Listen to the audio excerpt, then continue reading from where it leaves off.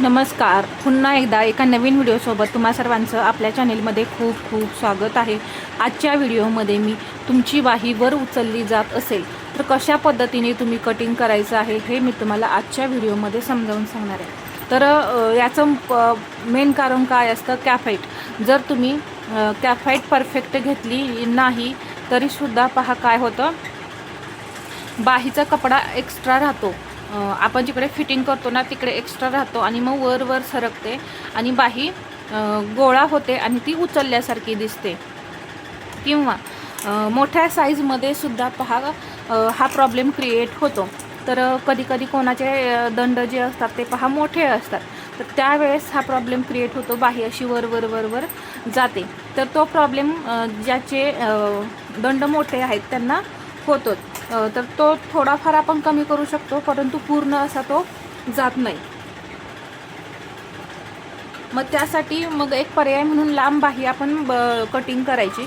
जेव्हा छोटी बाही कटिंग केली जाते ना, कस्टमर सांगतो छोटी बाही पाहिजे. मोठ्या साईजमध्ये सांगते मी, ज्याचे दंड मोठे असतात, म्हणजे छातीच्या मापापेक्षा दंड ज्याचे मोठे असतात.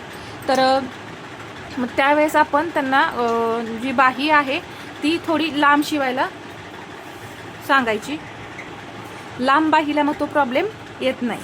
तर आणि जेव्हा तुम्हाला छोट्या साईजमध्ये हा प्रॉब्लेम येतो तर त्यामध्ये तुम्ही कॅफाईट परफेक्ट घेत नसणार किंवा तुम्ही बाहीला आकारसुद्धा व्यवस्थित देत नाही. तर त्यासाठी आपल्याला पहा, इथे बाहीची उंची घेणार आहे मी 6 + 1 7 इंच. इथे सुद्धा 7 इंचावरती मी मार्किंग करून घेतलं.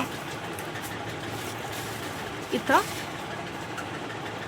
पहा, हा आपला एक बॉक्स तयार झाला. इथे आता आपण मुंडा घेर घेऊया 8. त्यासाठी कॅफाईट, आता कॅफाईट इथे पहा साईज 36 इंच आहे. मुंडा घेर आहे 8. तर आता इथे कॅफाईट कशी काढणार? आता इथे सरळ सरळ आपण 3.5 इंच कॅफाईट घ्यायचे. परंतु जर तुम्हाला असा प्रॉब्लेम येत असेल, 5 इंचाच्या पुढे आपण काय करतो, 3.5 इंच कॅफाईट घेतो. परंतु अजून जर तुम्हाला प्रॉब्लेम येत असेल तर काय करायचं, कोणतीही छाती असू द्या त्याचा 10वा भाग करायचा कॅफाईट काढण्यासाठी.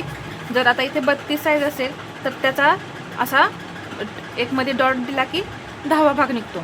40 असेल तर याच्यामध्ये एक डॉट दिला की याची कॅफाईट निघते. म्हणजे 40 साईजसाठी 4 इंच कॅफाईट घ्यायची, 32 मध्ये 3.25 इंच कॅफाईट घ्यायची. अशा पद्धतीने तुम्ही कॅफाईट घ्या. जरा थोडी जास्तच कॅफाईट घ्या, म्हणजे हा प्रॉब्लेम तुम्हाला येणार नाही. इथला कपडा जो आहे तो एक्स्ट्रा नाही राहणार. इथला कपडा जर तुमचा एक्स्ट्रा राहिला तर तो सहजच असा वरवर गोळा होत जातो आणि इथं मग बाही गोळा होते. तर 3.5 इंच मी कॅफाईट घेतली.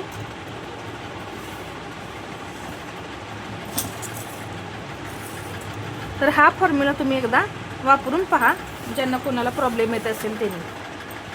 आणि इथं या पद्धतीने कटिंग करून पण जर येत असेल तर याच्यापेक्षा थोडीशी यामध्ये वाढवा. मग इथे 3.5 इंच घ्या, इथे 4 इंच घ्या, याच्यापेक्षा जास्त घेऊ नका. इथे आता आपण 8 इंच मुंडा घेर पाहिलेला आहे, तर इथे मी हे 8 इंच घेतलं आणि याच्या पुढे हे 1.5 इंच मार्जिन. मुंडा घेर 8 इंच घेतलेला आहे. एक तिरकी लाईन ओढून घेतली.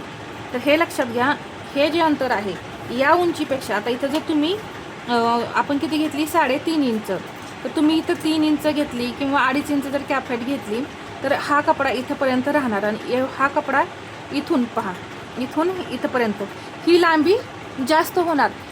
ह्या लांबीपेक्षा आपल्याला हे जे अंतर आहे ते आपल्याला परफेक्ट घ्यायला लागतं. मग ही लांबी जी आहे यातून आपल्याला किती कमी करायला लागणार आहे, तेव्हा हे आपलं परफेक्ट असं बसेल, हे असं गोळा होणार नाही. तर 10वा भाग करून हे अंतर काढायचं किंवा सरळ सरळ 3.5 इंच कॅफाईट घ्यायची. कमी कॅफाईट घ्यायची नाही. कमी घ्याल तेवढा हा कपडा एक्स्ट्रा राहणार आणि हा गोळा होणार. ही जी तिरकी लाईन आहे याचा असा मी सेंटर केला. याचे समसमान 4 भाग तयार करून घ्यायचे. बाहीला आकार द्या एकदम परफेक्ट अशी. इथून घ्यायचं 1 इंच, अर्धा इंच, आणि ही इथेही अर्धा इंच, असे 3 पॉईंट आपले तयार झाली. आता आकार देताना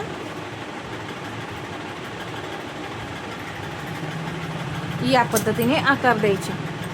पहा इथे हा खोल खड्डा तयार झाला, तो आपला पुढचा खड्डा तयार झाला.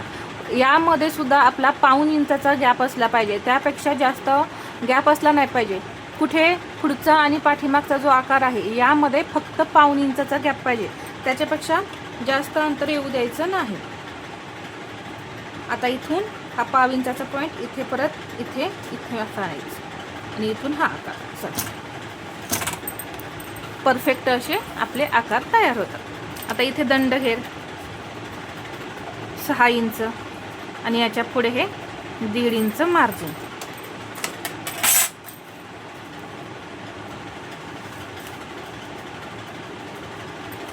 पहा इथं बाही एकदम छान अशी तयार झाली. आकार इथं तुम्ही पाहू शकता किती छान आलेले आहेत. आता इथून हे अर्धा इंच डाऊन करायचं. हे डाऊन करताना पहा असं डाऊन करा, हे असं, म्हणजे हा कोपरा जो आहे तो असा वरती नाही निघला पाहिजे, असा खाली डाऊन करायचा. म्हणजे आपला जो ब्लाऊजचा मुंडा आहे तिथे आपण डाऊन करतो, तो पॉईंट आणि हा पॉईंट असा मॅच होतो.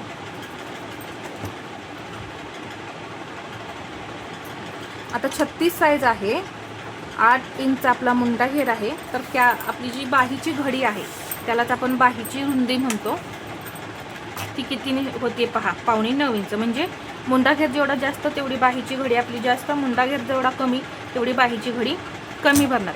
आता हे पहा, हे जे अंतर आहे आता इथे आपलं अर्धा इंच शिलाईमध्ये जाईल, इथे अर्धा इंच शिलाईमध्ये जाईल. मग हे अंतर आपलं पहा 2.25 इंचच राहणार. या पद्धतीनं हे अंतर इथलं कमी राहिलं पाहिजे. जास्त अंतर राहील तेवढं इथलं असा हा गोळा होत जाणार आहे. तर हे तुम्हाला समजच असेल. आणि अशा पद्धतीने हे बाहीचे आकार द्यायचे. म्हणजे कसे होतात, हे आतल्या आत असे आकार येतात, असे बाहेरून तयार नाही होत. त्यामुळे सुद्धा तुमच्या बाहीमध्ये घोळ वगैरे येत असेल ना तर तो येणार नाही. तर इथं मी 10वा भाग करून दाखवलेला आहे तुम्हाला.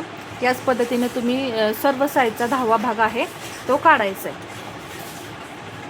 तर 10वा भाग काढण्यासाठी काहीही अवघड नाही. जी काही छाती असेल, आता ही 36 छाती आहे, फक्त पॉईंट दिला. 40 छाती आहे, एक फक्त पॉईंट द्यायचा. ह्या दोन्ही पॉईंटच्या मध्ये आपोआप आपला छातीचा 10वा भाग निघतो. तर इथं मी सांगितल्याप्रमाणे एकदा ट्राय करून पहा.